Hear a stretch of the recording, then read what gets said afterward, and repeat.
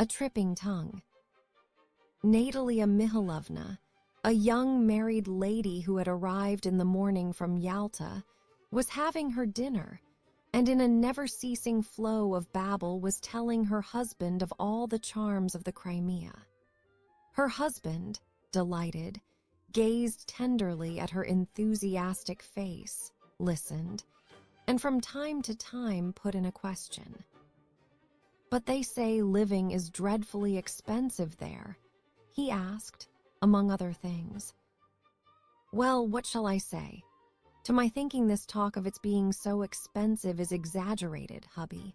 The devil is not as black as he is painted. Yulia Petrovna and I, for instance, had very decent and comfortable rooms for 20 rubles a day. Everything depends on knowing how to do things, my dear. Of course, if you want to go up into the mountains. To Aya Petri, for instance, if you take a horse, a guide, then of course it does come to something. It's awful what it comes to. But Vasichka, the mountains there. Imagine high mountains 1,000 times higher than the church. At the top mist. At the bottom enormous stones, and pines. Ah, I can't bear to think of it. By the way, I read about those Tatar guides there, in some magazine while you were away. Such abominable stories. Tell me, is there really anything out of the way about them?" Natalia Mihailovna made a little disdainful grimace and shook her head.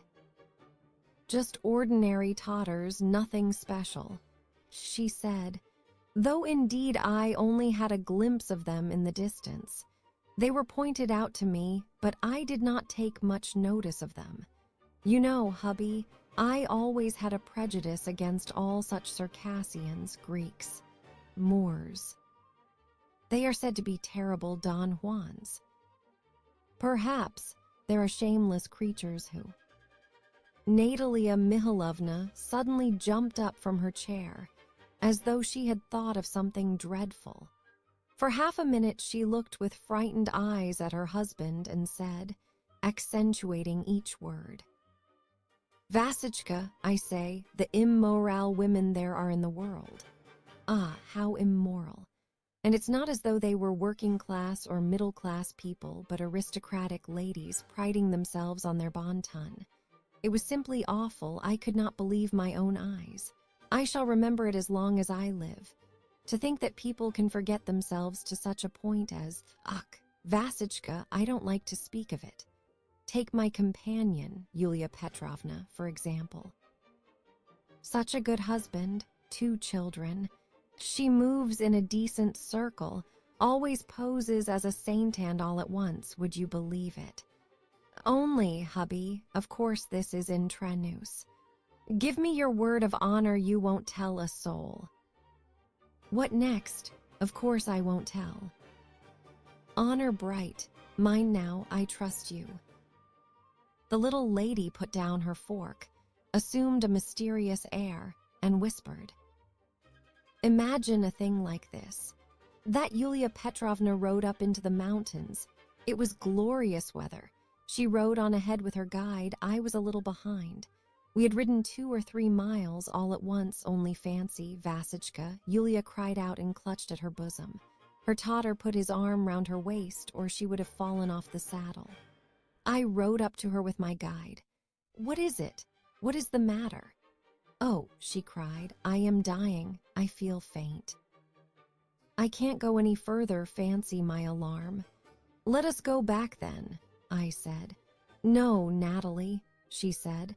"I can't go back. I shall die of pain if I move another step. I have spasms."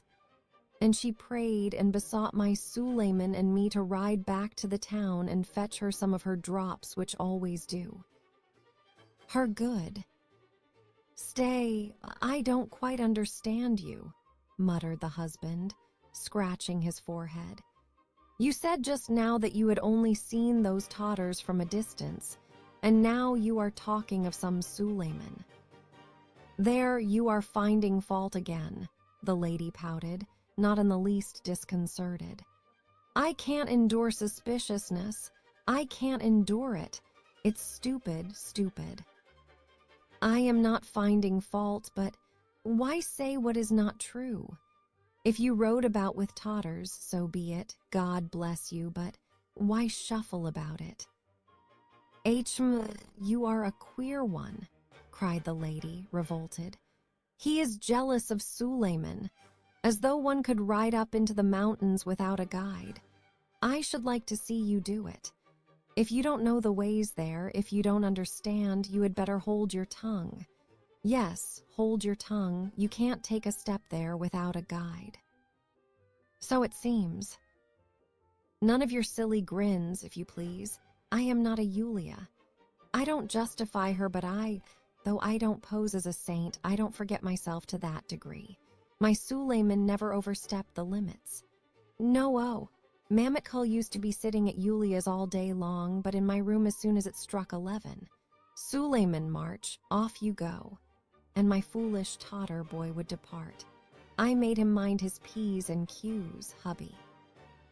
As soon as he began grumbling about money or anything, I would say, how, what, warity?